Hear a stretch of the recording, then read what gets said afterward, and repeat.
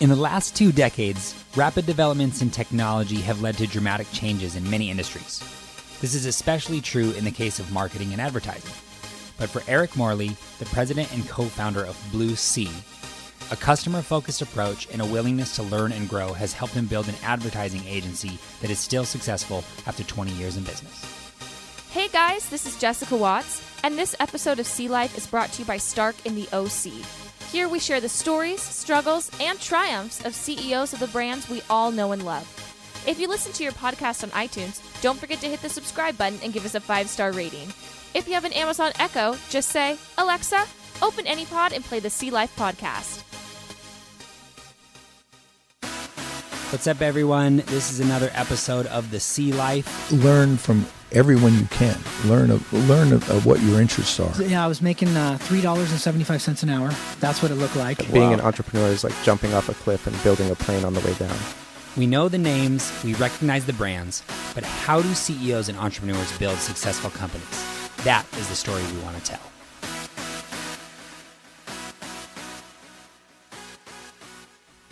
Hey, everybody. My name is Tyler Mounts, and I'm here with Todd Bandahai. And joining us today is Eric Morley. He is the co-founder and CEO of BlueC Advertising. He is also has come to be a good friend of ours here at Stark. So, and we're happy to have him on the podcast. Eric, good to see you. Hey, great. Thanks for the invite here. I really appreciate the opportunity to tell my story, and I've followed you guys for quite some time and hearing yours, so I think it's a great time for all of us. So, you've done something not a lot of people have done. You have started and run a company that has been in business for over 20 years. Yeah, boy, it's amazing. Time flies. Yeah, it was 1998, right, when you founded BlueC? March 12th, 1998. That is incredible. So, tell us a little bit about 2 years before Y2K. There you go. Exactly. Yeah, no pressure at all. Well, and also, too, I mean, you've spent 20 years in an industry that has changed so much over the past 2 decades. And so the fact that you've been able to adapt and keep up with the technology that changes and things like that is pretty incredible. But let's go back to the beginning. Tell us a little bit about how you got started or why you even wanted to start a company. Well, I think the biggest thing is when I grew up, my father was a printer, my mother was in direct mail. And what happened is my sister was an accountant, and so we kind of called her the black sheep of the family, but I grew up in a marketing agenda, seeing printing, seeing direct mail, seeing how marketing messages were put out there. And that was like when I was 12, 13, 14 years old. And every Thursday, we'd go up to my father's work, which was the Long Beach Press Telegram, and pick up his paycheck. And I'd actually get to walk through the press room and kind of see how the whole process is done. And then I'd see my mom working on the direct mail for promoting all of her clients. And so I really enjoyed that part of the process. But I also really enjoyed the idea in the early stages is working on brands. And that was kind of my start on it. So one of the things that kind of started with me was when I was 18, I had a retail store, and it was really, really successful. You owned a retail store? Yeah, I owned a retail store here in Costa Mesa. It was called the London Exchange. And wait, you were 18 years old and you started a retail store? Yeah, it was myself and 2 partners at the time.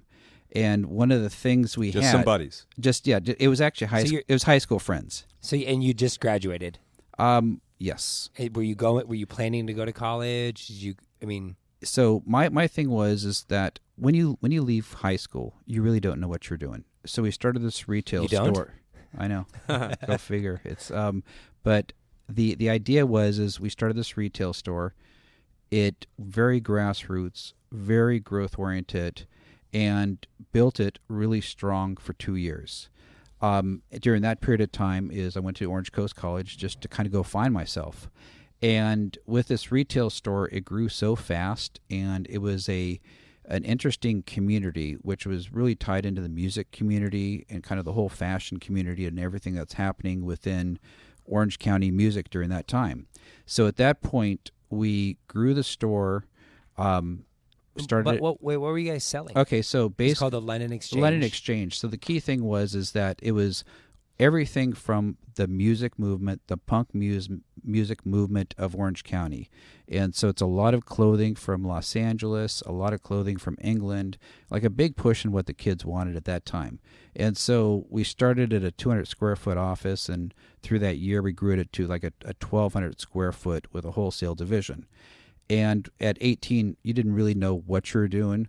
One company came to us called Dr. Martin Boots, and they said, hey, we want to know if you guys want to be the United States and Canadian distributor of it, of our Doc shoes, Martens? of Dr. Martin's. You're kidding me. This And is it- before they were distributing. Yeah, that's basically, they were straight England. They were straight pushing through here.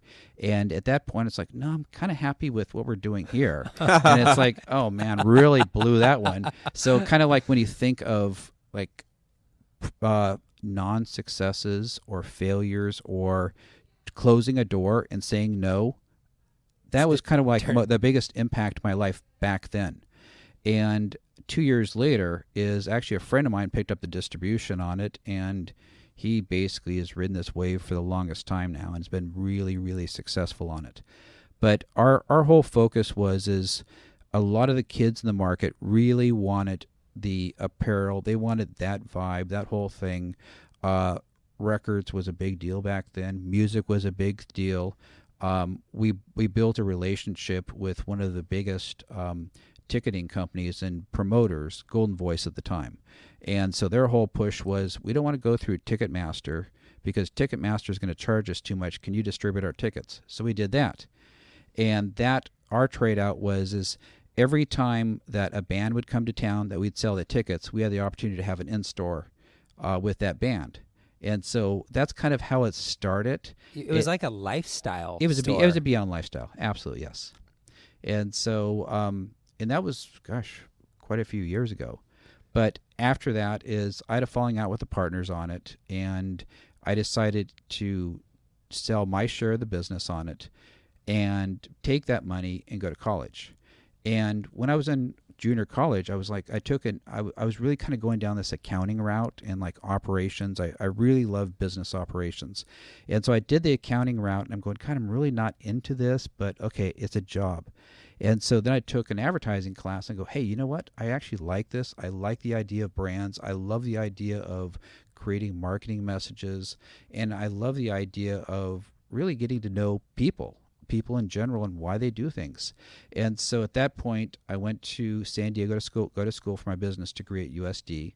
And then I went to La Jolla Academy of Advertising Arts for my advertising degree. And then from that, came back to Orange County and started my advertising career. Fast forward, I worked at a company in Fountain Valley. It was called the Marketing Workshop. Their whole focus was healthcare marketing. And so I started there at 4 employees, and then 4 years later, they were growing up to about 200 employees. I kind of merged over to the sports marketing side, which I really enjoyed. That was kind of like when the Mighty Ducks started. The Rams had a big push. The Clippers were here, Lakers, everything of that sort. So the sports marketing really picked up well. Unfortunately, the 2 owners had a challenging time between themselves, and the business broke up. I went to work with one of the owners in Fullerton, and his name was Martin Andelman. He was my mentor that really got me to focus and really got me to understand and love the craft. Not just do the job, but really love the craft. And so from that point, when the company, the Marketing Workshop, closed down, I went with him to Fullerton, and we started the agency, which was called the Andelman Group, after his last name, and in the old ice house in Fullerton. And so the biggest challenge is the ice house it hasn't been open for 15 years. It was dilapidated. It needed a lot of work. So we spent that first 9 months rebuilding this ice house to actually become an agency. And it was more of a cultural agency where it was all about the team. It was all about the people. It was all about the clients and how the clients work within the culture and their own culture and build their own culture. And through that time, I really got a deep appreciation of helping brands work on their culture. We would do different programs which would actually teach the culture to the rest of the organization. And so from that, unfortunately, you learn a lot of things from other people. And we spent the first 9 months working and building this versus building a business and creating revenue. And at the end of 2 years, that company, there was no money left. And so it was always, and at that point there was 20 employees. And I remember as on the 1st and the 15th, everyone would get their paychecks and it'd be a mad dash to the bank of like, okay, whose checks are going to cash? No way. Yeah.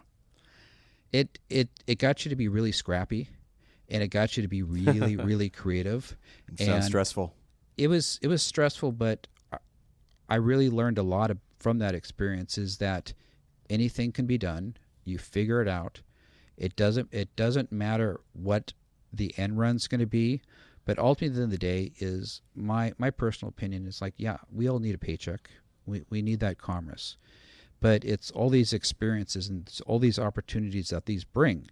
So at that point... so did that business shut down? Yeah, so that business shut down. So at that point, I needed a job. So I went to a little design firm in Orange, worked there, and I did the marketing, I did the sales, and helped on that program on that. And the design firm didn't grow internally as fast as I wanted to, but I had this freelance artist he was just a fun person. He would come in, he'd work on my projects, and we would do a lot of great work together. And so he was constantly going by my desk, and he would say, Eric, you ready to start your own agency? You want to do something? His name's Jeff Bentley. He's actually my business partner your now. Business partner, yeah. You've met Jeff, right? Yeah. He's he kind of has this Kramer kind of vibe to him. He does kind of, yeah. Yeah, he's but he's a creative genius. He's really intuitive, and he'd always walk my desk. It's like, hey, let's walk out right now. Let's start this thing. It's like, okay. So this is when you're at the Edelman? No, actually, this is after I left. I had to actually work for another design group after that closed down. Okay, just to pay have the a bills. paycheck. Yeah. Exactly.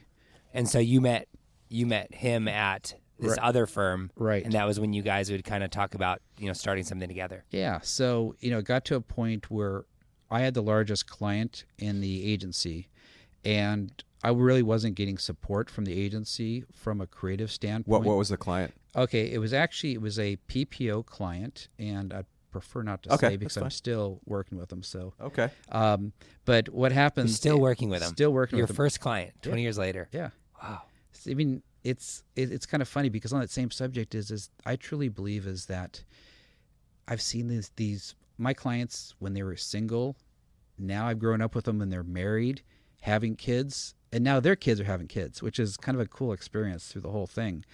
And so through this whole experience, Jeff was always coming by my desk, and he would just say, hey, these people are starting an agency. Why don't we do it? Why don't we do it? And it got to a point where it's like, okay, fine, we're going to do that. And I said, what's your plan? He goes, okay, well, I got this great place in Corona Del Mar. We can start this agency. It's like, okay. And so my biggest client at the time called me in and said, hey, we really need to move to another agency. And what the problem is that we're really not getting the creative services that we need, not from Jeff, but from the rest of the agency I was working at. And we're going to have to let you go. And so it's like, oh, no. And so I went home and understand I was 100% commission too. So if I didn't kill, I didn't eat. And I went home and my wife goes, oh, guess what happened at work today? We merged with another company. I'm getting laid off starting 2 weeks from now. Wow. Oh, my God. What year was this? This is... Oh, boy, this was 1997. Wow. Yeah. So Scary. you find out you're losing your biggest client, Yeah. and she gets laid off from her job. And she goes, but the You have good... kids at this point? No, I didn't have kids. But she goes, the good news is we're going to have a kid. Oh.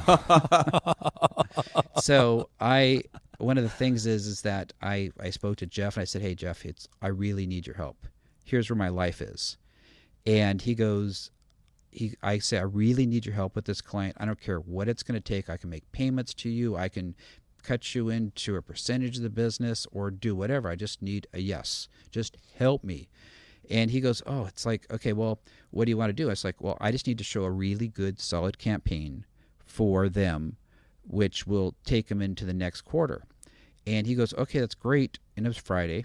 And he goes, and this is pre-email, pre-cell phones. It was all landlines. We're communicating back and forth. And faxes. Yeah, no, That was an it email, was yeah. it was like faxes were kind of there but not there. And so he goes, well, I'm going to Palm Springs this weekend. I can only work on it for a couple of hours on Saturday. So I just like, okay, you know what? I feel like just put me out in the pasture and slaughter me. I'm just, I'm done. I don't know what I'm going to do. So Friday night, I'm always a thinker of like how to figure things out. I love figuring things out, and I love re-examining the process because I truly believe in the process and how things work. And so he calls me up on Saturday morning and he goes, "Hey, Eric, we're going to leave to Palm Springs a little early. So I didn't really have a lot of time to spend on your work, but I did a couple things for you. And do you want to come by my house and I can show you what I got going on?" So I go down to his house, and I'm just, okay, well, just goes back to the thing is like, put me out in the pasture. This is another one. It's over. So I walk into his house, and he's got 12 months campaigns completely done. And wow. We just talked about it on Friday. He has no strong healthcare experience, no strong PPO experience, no strong broker experience, because that's kind of the distribution cycle and how they sell their healthcare plan. And he goes and he shows me it, and he's got all these 12 months laid out, all boarded up. They're just like perfect. I'm like going, just pinch me. This is. How did he go from 0 to that point so quickly? Jeff Bentley he's so intuitive. I could sit there and I can talk to him about something for 5 minutes. He goes, "Okay, I got it." And he looks at things from a different perspective. And he's really trained his team to do that too, where he's really getting things really honed in and breaks it right down to the message that you really want to communicate, not focusing on graphic design, but really focusing on a marketing message and a very strong brand. He's also very intuitive of building long-term brands that really can stand the test of time. And so through this is he nailed it, and he goes, "Okay, what do you want me to change? I got 2 hours. We got to go. And his wife's in the background pacing back and forth, and I'm going, okay, this is going nowhere. So I said, I'm going to take these boards, and I had a meeting set up with the client on Monday. And he goes, "Okay, great." And I was like, he goes, "What do you want to change? I can do Sunday night." And I was like, "No, these are perfect. Don't touch a thing." And he goes, so he left. And then on Monday, I had an 8 o'clock meeting with the client. And they were basically kind of, give us kind of the death notice and the message of like what they need from us and who the next agency was and how everything was going to transfer over. So I walk in there at 8. Unfortunately, I'm so focused on getting this presentation in their hands. It was daylight savings time, so it was actually 7 a.m. So I'm there an hour early, and I'm sitting in their lobby just waiting, and then I figure out it's daylight savings time, and it's like, so I kind of just readjusted myself. From that time, I'm sitting in the lobby. The agency that they're just hiring is sitting next to me that came in too. Wow. And so it is 5 of them. And it was actually, it's a big agency in downtown Santa Ana now. And they're there kind of just talking about their whole strategy, the whole thing. I'm going, okay, I've bitten off way too much to chew here. So my client came in, and he was actually kind of surprised I was there. I think he was more of just interested in just, getting a list of things. I mean, transferring everything over. So I followed him in the conference room, and he says, "Okay, Eric, I'll be right with you." And so I laid all the campaigns up. He came in. He was going to tell me, it's like, "Hey, I got to meet with this other agency." And he saw the campaigns, and he goes, "You did this over the weekend?" He says, "I've seen more work here in one weekend than I've seen from all of our other agencies together in the last 2 years." And so at that point, I said, okay, we did this in a weekend. We have to create this agency. We have to just go with fate and just throw it out there and just do it. So then did they yes, commit to you guys? They committed to us. And at that point, I truly believe in taking the right road. And so I went back to the agency owners and said, "Hey, here, I'm going to give my 2 weeks. I'm going to move on. I'm going to start my own agency. The client, this PPO client, is I'm going to go over, I'm going to introduce you to them, and and you guys can maintain and continue the account. And then I also took them over to all my other accounts to transfer them over. We were going to start for 100% scratch. And so I left, and Jeff and I started the business out of his living room. And Jeff had all these cats. It was just like you'd be working on the sofa. Does he still have cats? He still has cats. Is you're working on the sofa, and all of a sudden there's like these 3 cats be chasing each other around, and it's like you couldn't concentrate and couldn't really figure it out. And so I said, Jeff, we really need to get into an office. What are we going to do? And so he goes, well, tell you what, let's go find a place. And we found a place in Lido, a couple doors down from the cannery, which was a really cool place, but our office was maybe 10 feet by 10 feet, between him and myself, and a printer in there, and it was very, very small quarters. So we started the business from there, no clients, nothing, but with a dream. And so what happened is we're going back and forth, like, okay, who are we gonna do, what are we gonna do? And his whole thing was, okay, I'm gonna do a ton of promotional materials, and we're gonna send them out to everyone. So he printed, designed, mailed. His pace was extraordinary. He just kept it rocking. 7 days a week, 60 hours a week, just pushing content out, which is our creative work that we do, or we've done in the past. It kind of shows our style and so forth. And then from that point is I got a phone call from an ex-roommate of mine. She was she's a secretary. Her and her husband moved to Las Vegas, and she was a secretary for Fremont Street Experience in Las Vegas, which is the 13 casinos. And she says, well, we're looking for a California advertising agency, and we need someone that can do TV, radio, print, PR, event management, event coordination, the whole thing. And I was like, oh, yeah, we can do it. Why would somebody want specifically a California ad agency? Well, so them being in Las Vegas, 67% of their traffic that is profitable came from California. But does that mean the ad agency needs to be in California to understand the consumer or something, or is that the logic? The idea was they had one of Las Vegas's largest advertising agencies for the year prior to that, and they didn't really understand the California media. They didn't understand how Californians drove there. They didn't understand that you really have to focus on the 15 freeway. You have to really curate your messages through there. You have to work on California radio stations. You got to really focus on getting that message at California TV stations.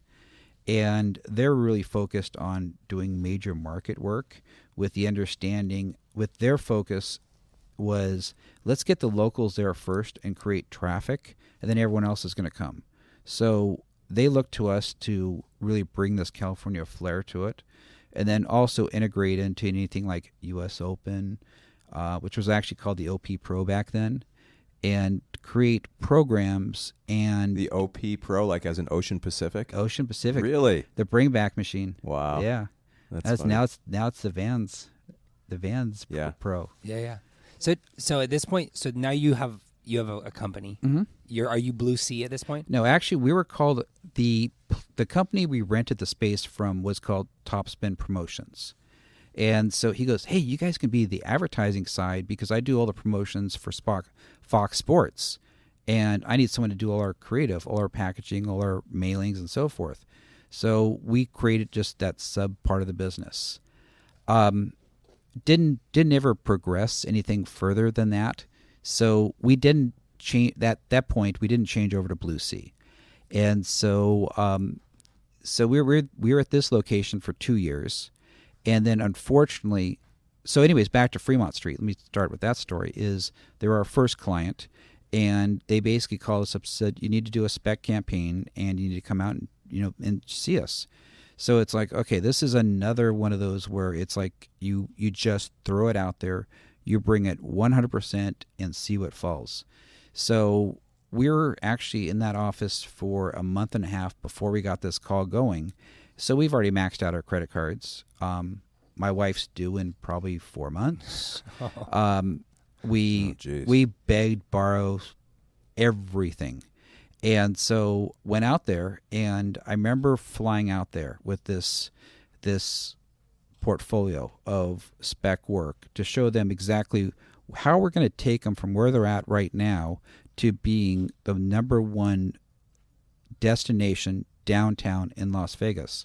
So basically what it is Fremont Street Experience is 13 casinos together that put funds into a pot to promote their whole strip.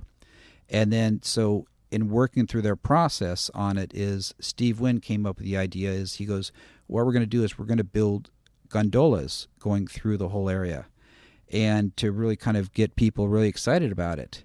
And so Jeff and myself had a call with him, and the conversation came up, and I forget how the conversation started, but it was about, well, if you put the gondolas there, you're gonna take all this property away, so all those people can't be around. And that was actually one of Jeff's conversations with Steve Wynn. And Steve says, well, what do you recommend? And so Jeff was really strong about, you've got the sky up there. Do something with the overhead. Do something with that. Make something fun. Make something interesting. And then they went back to their group and they came up with the Fremont Street Experience light show over and above. Huh. Wow. So that was kind of the fun part. And then for 4 years, Jeff's Bentley's, we call him Bentley, or JB, and he was creating the concepts for all the light shows above. Wow, And crazy. so that's kind of how that started. And so then fast forward to, so you guys start working with the Fremont Street Experience, and you guys, and Jeff is pumping out promotional content, like talking about what you guys are doing and what you guys can do, and you just start to build the business, and it starts to grow, and it's a straight line of trajectory between then and now, or, I mean, what happened? It's, you know what, the service business is a series of ups and downs, but I truly accredit our team for continually growing and continually to bring new clients on. And we've had all kinds of challenges through the years, as every other agency has, but it's just we've stayed core to Bentley's got this philosophy is just be consistent. Just be consistent in everything you do. Don't like all of a sudden like look for that silver bullet and say, okay, it's great over there. And so I really learned through a lot of his philosophy of like just staying consistent. If you're going to meet 10 potential clients in the week, meet 10 potential clients. Or if you have to get 15 things done, get 15 things done. Just keep things consistent. But at what point, I mean, obviously, like, the early stages had to be pretty tumultuous because, you have nice a newborn. Yeah. And you don't know where you're going to get clients from. And, I mean, at what point did you think, hey, I think we really have something, and I think we're in this for the long haul? Our second client came on board, which was Absolut Vodka. And that was a past client of mine from Seagram's when I worked on the Seagram's America account. And it wasn't the big brand advertising that Absolut was doing. It's all distributor promotions. I really love at that point in time. You mean? Yeah, at that point in time is just it's really how do you get these distributors to sell more Absolut Vodka versus the 2,500 products in their portfolio, and so every month we'd have a different consumer-driven distributor promotion going on. Our first one started where they were launching Absolut Citron, and so we had to create 25,000. This is just like one of those projects that all of a sudden it got off the rails and then went way off the rails and then collapsed, and we brought it back to life. And so it's always about just saying yes. It's like, yes, we can do it. We will figure it out. We'll make it happen. So it was 25,000 mail packages. Each of the mail packages were valued at like $25. So it was a really substantial amount of money for their launch. And it got to a point where it was the Citron sample in it. It had a promotion. You sell a certain amount. You and your family win a trip to San Diego for this Absolut festival they're doing there on the beach and the whole thing. So it was a series of mailings that go out, and then the big package went out with the sample on it. And so we were supposed to get this out. It's supposed to launch on January 2nd. And so we had a whole team of kids because we were being really scrappy on this. And so one of our neighbors brought all their kids, and they're filling all these boxes with stuff in it and the whole thing. And it was like sunglasses and suntan lotion and a little sample package, a little brochure, Booze. and the whole thing. Booze Yeah. and kids. And then it gets worse. This is like, we were so excited. It's like, okay, great. We can have Christmas Day off. So the day before Christmas, we get a phone call. It's like, okay, we can't mail that package right. We can't get it. We can't shoot it. We can't get it into mail right now. There's a law that's passing, but we can't tell you about what that law is going to pass. So during Christmas, we're kind of on pins and needles. And then January 2nd, we got the phone call and said, okay, the law just passed. You can't send samples of liquor in the mail. The 2-ounce little airplane samples. Oh, yeah. So imagine 25,000 boxes sitting there ready to go. Wow. And so Jeff, again, pulls it off. He goes, hey, don't worry. What we're going to do is we're going to empty the vodka, and we're going to put sand in it to be San Diego, to really kind of, and we're going to get real. And then he throws this loop. He goes, we're going to get real sand from San Diego for it. And it's like, okay, you lost me there. So we got all those kids back, and we're dumping 25,000 little sample bags Oh, man, what a nightmare. into Sparklets, Sparklets jugs.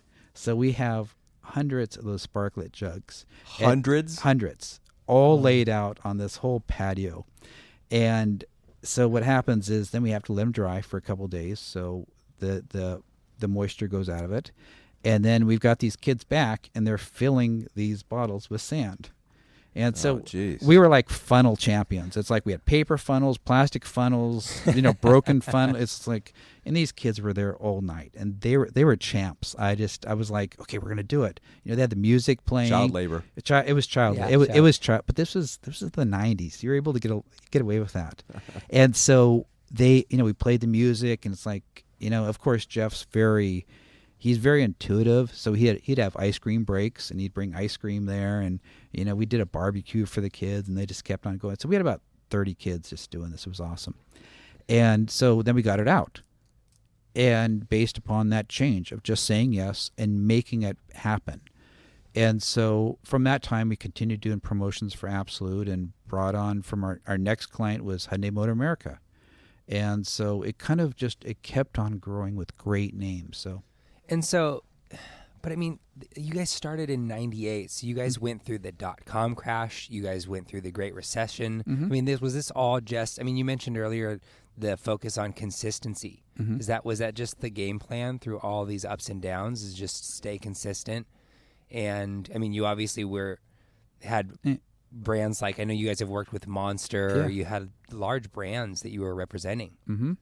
Kind of our whole initiative. And, once again, I need to give it up for Bentley, because his intuition, and he's really intuitive of just staying on core, staying focused, having consistency, doing the same thing over and over versus jumping all over the place. And then in the early stages, we made a commitment is we're not going to take any debt on. Everything that we buy has to be paid off. The only short-term debt we have is our lease. And so that was kind of a key thing. So we never, ever, ever got out of the comfort zone of like, okay, we can just lease it, or we could just make payments on it. And so there was a very strong consistency in building the business that way. And I really think that's what helped us through the Great Recession, the .com boom, burst, everything of that sort. As well as 9/11 too, we didn't have all of these payments to make. We didn't have all this debt to make.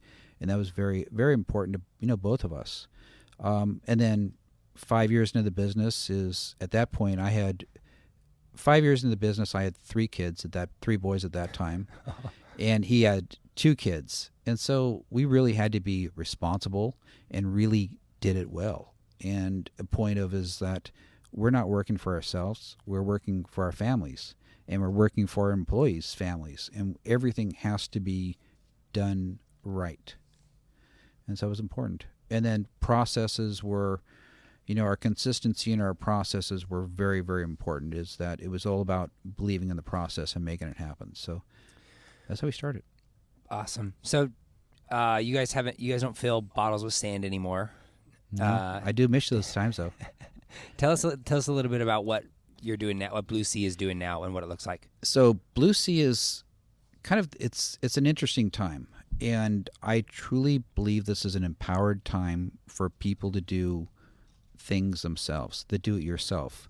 Me growing up in the punk rock movement in Orange County back in the 80s and 90s, it was all about doing stuff for yourself. It was creating flyers, creating marketing, creating whatever it took to get that message out. And right now is the media is king, and distribution is queen. And so companies... What does that mean? So content and messaging and sharing expertise is really important in developing a brand, because people will embrace brands that have a consistency in their message and connect with them on an ongoing basis. So one of the things that's really important is that if you really look at the medias, is the medias have changed. Where it used to be is you had to pay a certain amount to get your radio spot on, or you'd have to pay a certain PR firm to get your article in a publication, or you'd get your TV spot, or whatever. Now you can create your own content, and you can control that message, and you can control that flow and that ebb and flow of all the messaging. So marketing of your own expertise is key. So does that answer your question, Todd? Yeah. Okay, so one of the things that we've been passionate about is developing content for clients and really helping tell their stories. So we created a new business called BlueC United. BlueC United it's a content machine, and we work primarily with in-house agencies and PR companies and brands that don't want to hire an advertising agency, and which I completely understand. So what we do is we create the content, and then we also do the distribution of the content and create all the programs that support that. And either we distribute it or we give it back to them and they distribute it. So it's just a series of, Google Drives that go back and forth. So media is king right now. Do you think that this is some kind of a sort of a phase in your business, or is this something it's not a trend, it's here to stay? Well, it's funny you mention that, because one of the conversations I've been having with one of my peer groups is when someone leaves college, is they would start as an entry-level position with a company. They'd last there 2 years, and they would go on to another company. And, the 20s is kind of like the finding years. The 30s is your building years, your 40s your earning years, and your 50s is your giving back years. And so now what's going to happen is, because of the talent that's coming out of college, is that person that started at one point of that company can actually become the media person and really own it. And the biggest challenge there is that now that company is a media. I truly believe that a company needs to be more so of a media than a seller of products and services. Because a company is going to grow if you don't get that message out, if you don't tell about your expertise, if you don't continually help people, and I always like capital help, you've got to give back before you can receive. And that's the most important part. And it's also very strong in building companies with being scalable, a company that's going to have multiple locations, a company that's going to go into a franchise model, a company that's going to launch other products. Is if you can create that media content internal, then, and keep it consistent, the key word is consistent, then you've kind of won the war. Is your audience is going to constantly grow, and those people that are your audience are going to take your content and quote it elsewhere, which is really important. That's awesome. So tell us a little bit. I know we know you pretty well, Eric, but you've got another project you're Sure. working on now. Can you just real briefly tell us about what you're doing with Baja United? So Baja United, that's the other side of BlueC. Is at BlueC we really felt we needed, our commitment 2 years ago was to think like a client, and we truly believe that agencies have to think like a client. They have to put themselves in the shoes of the client, and they have to be able to walk that walk, understand the most important assets and every single aspect of that company. So 15 years ago, we started a thing called BlueC Cares. BlueC Cares is, it has 3 different parts, is taking care of those in need, taking care of the community, and mentorship for the next generation. So we've always kept that as kind of our pillars of giving back at BlueC. So 15 years ago, we started working the orphanages in Baja California. How I got started on that is back in that period of time, I was racing for a Toyota team in off-road racing. And one of the things we'd do is we'd race the Baja 500, the Baja 250, and then the granddaddy of it all, the Baja 1000. But you actually were in the Baja 1000? Yeah, several times. Yeah. Wow. And survived. Yeah.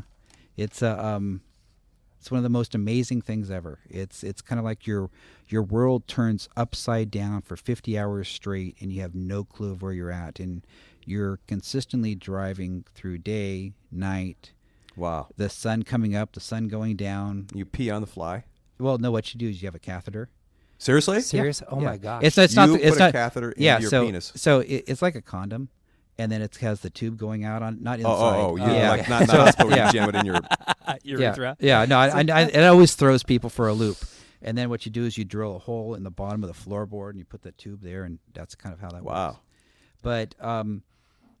But it's also is that you're either driving night or driving day. But what I saw was you would be at stop points waiting for your truck to come through, and you'd start to learn about the orphanages, and you'd talk to the people there, and you'd talk to about their culture.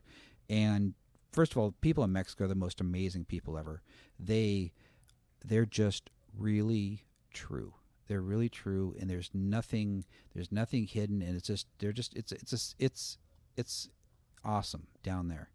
But the most important part is I learned about the orphanages. So we started going down there, and we started getting a lot of the racers involved. And what you do is you pre-run the race a week, 2 weeks beforehand, and then you have a race day, and then so you're basically down there for 3 weeks. So during that period of time between pre-running and race day, what we do is we get a bunch of people, go to the orphanage and rebuild a roof, build a room, put a bathroom in.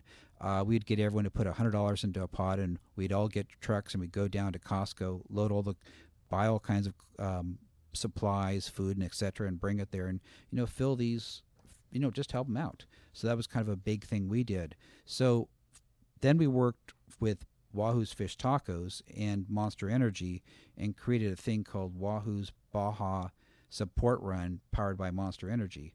So we'd get about 150 people, and we'd go down there and keep on doing it. So what we did is we learned that these orphanages need a lot, but we only focused on it 4 times a year. It wasn't sustainable. And so one of the things that we found moving forward is a year and a half ago, we started going down to the wine country in Baja, which you guys have both been down there. So you've seen the magic. You've seen how epic it is, how beautiful it is, and how it's kind of like it's like Napa Valley 30 years ago. But it's all dirt roads. It's all dusty roads. There's minimal pavement, but it's really unique. I thought there was this unique charm.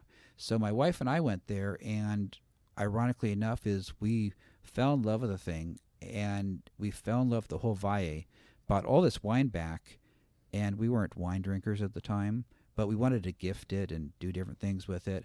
So she brought a case back, and I brought a case back, and we're all happy. And we get to the border, and the border guy goes, "Hey, do you guys have anything to declare?" I said, "Oh yeah, we got some wine." He goes, "How much?" "We have 2 cases of wine." He goes, "You're only supposed to bring 1 bottle each back." Oh, ouch. Yeah. And of course, my wife being from New Jersey and Puerto Rico, she's just furious. It's like, "No, babe, you just gotta calm down. We're gonna get through this." So they basically is they took them away from us. Wow. And so So you had to go back, Except for right? one bottle. No, they took all of it away. All of it away. Why did they leave you with one bottle? It's you broke the law. It's like so you break the law, you lose everything. So they took everything on it. But we talked about, our whole life is solving problems, and it's always between business, kids, life. My kids play very competitive water polo, so it's always solving problems on that. And so from there, it was like we just started chatting. It's like, why don't we import some of this wine back, and so our friends can have it and so forth. And so I looked, and it was a great idea, but I had no experience in importing wine. And so my business partner now, Jim Riley, he came from Kettle One Vodka. And then he also had his own tequila company for 7 years. He knew how to do this backwards and forwards. He knew how to work with distributors and every asset possible on it. And so I took him down there. Well, actually, he calls me up one day and he goes, "Hey, Eric, just wanted to give you a heads up is I'm retiring from Azuñia Tequila, and I'm going to have some extra time. Do you want to go hang out, kind of like the old days?" And he goes, "Let's go down to Baja." He's like, "Okay, great. Let's go to Baja. I really want to show you something." So we went down there and toured a bunch of the wineries, went to a bunch of the restaurants there, kind of saw what the excitement is going on. And he goes, "We could really make a business on this." I said, "Jim, you just retired. Don't you want some time to yourself?" He goes, "But we could make a business and we can make it sustainable to give back to the orphanages on an ongoing basis." I'm like, what are you talking about? He goes, "Well, no one's importing the wine into America. And if you look at the media," and of course he's just on the fly as he's already looking it up while we're driving. He goes, "Well, look at all these articles like New York Times, Sunset, Vogue, GQ, Wall Street Journal, Barron's, Bloomberg. It's saying it's the next Napa. Let's lead the charge." It's like, okay. So really kind of started talking about it, and I went back and I spoke to my team and I said, "What do you guys think about this idea where we actually..." You spoke to your team at BlueC? At BlueC. And he says, and everyone's like, "Okay, that'd be kind of fun." And I said, "Well, we're going to be the client this time. We're not going to be the agency. We're going to actually split up the agency between the client side and the agency side." And so our account teams are going to be the client side, and then the creative teams are going to be the account teams are going to be the client side, and the creative team is going to be the agency side. So they've just been killing it ever since. So we officially started. We launched our direct-to-consumer site January 1st. November 17th of last year, we launched through distribution channels with our distributor partner, Young's Market Company. And so we've been able to get into Costco, Sam's, Whole Foods, Sprouts. Javier's was the first one that actually brought us on board, which we're like extraordinarily happy about that. Soul just picked us up. We've got Candela up in Los Angeles. We've got about 190 locations now. Wow, that's awesome. And so the idea it goes back to the journey in just saying yes. Very cool. And so you said there's a direct-to-consumer site where you can get the wine? Yeah, so basically what it does is that you don't have to go to Mexico to buy it. You can go to BajaUnitedWines.com, and you can just place your order there. Oh, and then, that's awesome. But Todd and I having gone down there, you really should go down there. Yeah. If you're close enough to be able to do that, it's really cool down there. Yeah, I want to take you guys. Next time I want to go with you guys and really show you. Can we do the Baja 1000? You want to do it? Yeah. Yeah. All right. So before we wrap up, that's awesome, Eric. It's really cool to see. And also on that website with BajaUnitedWines.com, you can read more about what they're doing with Baja United Cares and the work you're doing in the orphanages, which is really, really cool. Which is basically what it is that everyone kind of asks us what we're doing with the orphanages and how we're sustainable on it is a percentage of our business of every bottle of wine that's sold goes to Corazon de Vida, and they were introduced initially through you guys to me. So that's kind of how the whole circle worked together. And then what happened was originally we were working with the orphanages, but it was just too cumbersome. They had too many challenges and too many needs that we couldn't fulfill at that time. So with Corazon de Vida we provide a ongoing sustainable check to them on an ongoing basis so they can do their main projects that they're working on, which is taking care of the 10 orphanages down there. That's awesome. All right. We're getting ready to wrap up muzzleloader round.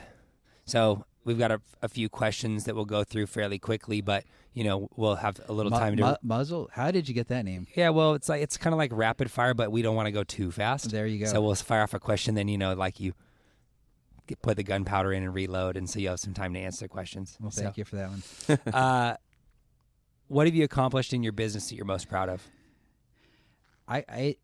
It's building a culture, having a sustainable business that's lasted, and I look at our team. I think at the end of the day, what is my biggest satisfaction, what really makes me happy, is looking at our staff grow.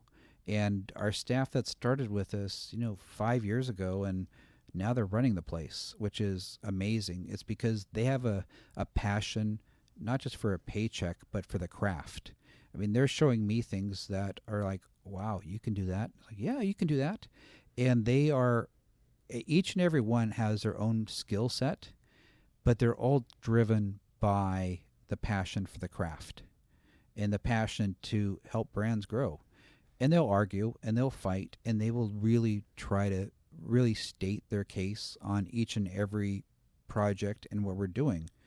But it's healthy. It's a very healthy environment of strong communication, because everything that we present is, if we present 3 concepts, we'll have 10 concepts. We'll have 7 that didn't make the cut. And we sit down there and we really just talk it through before we even get to that point of presenting to the client. And where past agencies I've worked with is like, okay, you're presenting to the client at 1 p.m. at 12:30. Okay, here's your boards, go. It's like, okay, fake it till you make it, right? Yeah. That's, to me, it's like, it's the people internal are the champions. It's cool. Me, I'm just the janitor.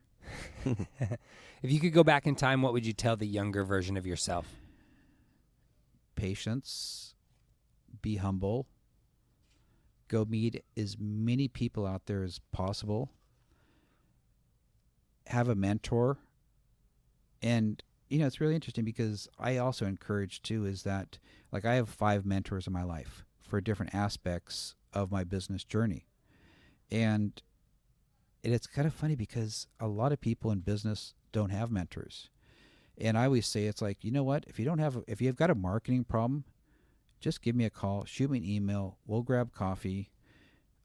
Tuesday and Thursday, we have really good coffee at BlueC. So just come by, have a cup of coffee. We'll just talk it out, because I'm ultimately, at the end of the day, is if they're successful, we're successful.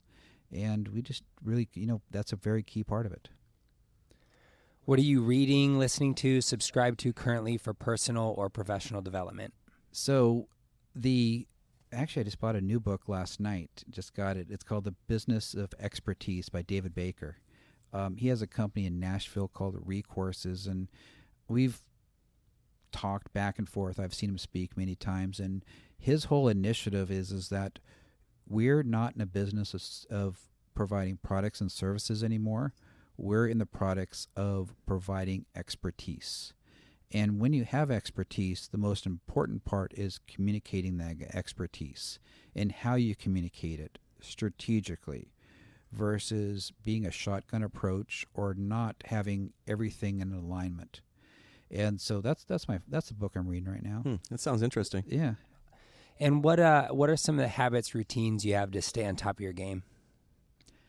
A lot of my biggest habits now, and I go back to consistency, is my biggest challenge I had was not finding, for the first 18 years of me having the agency, it was a grind. It was always doing something for someone else. It's always going. So this year it was really focusing on, we're going to do something that's going to be important in every aspect that's going to keep me healthy, alert, growing, maturing, seeing new things. And so when I started Stark, is the most important part was, okay, 18 years of really sitting at a desk and driving from one place to the next place, you didn't have that physical activity. So Stark's very important to me. And then from Stark, I learned a lot about meditation. And meditation is really, it's one of those things that sometimes in people I talk to, I say, well, do you meditate? It's like, no, I'm so stressed out, I can't meditate. It's like, well, no, you can just sit there and think, clear your mind. Most important part. The other thing is always being curious. Is really, it's like just being curious, saying yes to things that you normally wouldn't say yes to, and just keeping a consistency in life. If you're going to do something, don't go all in for 3 months and then drop off, or don't go really high for the first 2 weeks and say, okay, I'm going to go back down, and then you kind of lose it.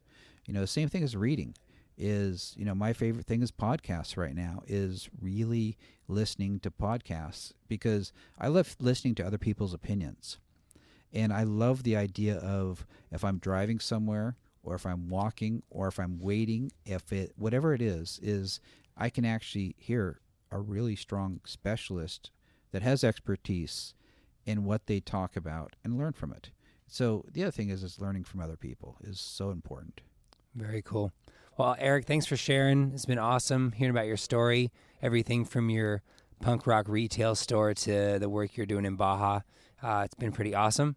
So BlueCusa.com, they can check out what you guys do, as well as BajaUnitedWines.com. Baja, and also the new site, which is BlueCunited.com, which is our content site. Awesome.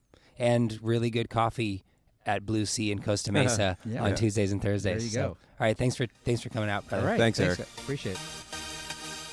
Thanks everyone for listening. Today's episode was produced by the talented Jessica Watts. And if you enjoyed this episode, please subscribe and give us a 5-star rating on iTunes. Also, for more content, check out our Facebook page, The Sea Life. And last but not least, if you're into health and fitness, be sure and check out our other podcast, Stark Naked Radio.